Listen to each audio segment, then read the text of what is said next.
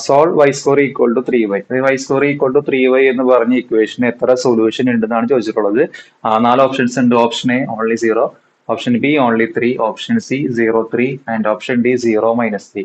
നമ്മൾ എന്ത് ചെയ്യണം? ഈ y square equal to 3y എന്ന് പറഞ്ഞ ആ ഒരു ഇക്വേഷന്റെ റൈറ്റ് ഹാൻഡ് സൈഡിന് ലെഫ്റ്റ് ഹാൻഡ് സൈഡിലേക്ക് എടുക്കുക. അതായത് y സ്ക്വയർ ലെഫ്റ്റ് ഹാൻഡ് സൈഡിലുണ്ട്, 3yനെ ലെഫ്റ്റിലേക്ക് എടുക്കുക. സോ -3y എന്നാവും ഈക്വൽ ടു എന്തായി? റൈറ്റ് ഹാൻഡ് സൈഡ് 0 ആയി. നോക്കിയാൽ ലെഫ്റ്റ് ഹാൻഡ് സൈഡിൽ y ഇതിലും y കോമൺ ആണ്, രണ്ട് ടൈമിലും y കോമൺ ഉണ്ട്. സോ y കോമൺ ആയിട്ട് പുറത്തേക്ക് എടുത്തു കഴിഞ്ഞാൽ y ബ്രാക്കറ്റിൽ എന്ത് വരും? y -3 എന്ന് വരും. സോ ദിസ് ഈക്വൽ ടു 0 എന്നായിരിക്കും കിട്ടുന്നത്. ഓക്കെ, വൈയും y -3യും മൾട്ടിപ്ലൈ ചെയ്യുമ്പോൾ 0 കിട്ടണം. എന്ന് വെച്ചാൽ ഒന്നെങ്കിൽ y ഈക്വൽ ടു 0 ആയിരിക്കും, അല്ലെങ്കിൽ y -3 ഈക്വൽ ടു 0 ആയിരിക്കും.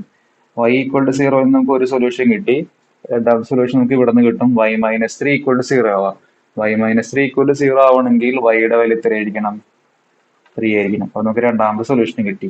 അപ്പോൾ ഈ ഇക്വേഷന്റെ സൊല്യൂഷൻ എന്ന് പറയുന്നത് y ഈക്വൽ ടു 0യും y ഈക്വൽ ടു 3 ആയിരിക്കും. നമ്മളുടെ ഓപ്ഷൻ സി ആണ് ഇതിന്റെ റൈറ്റ് ആൻസർ എന്ന് പറയുന്നത്.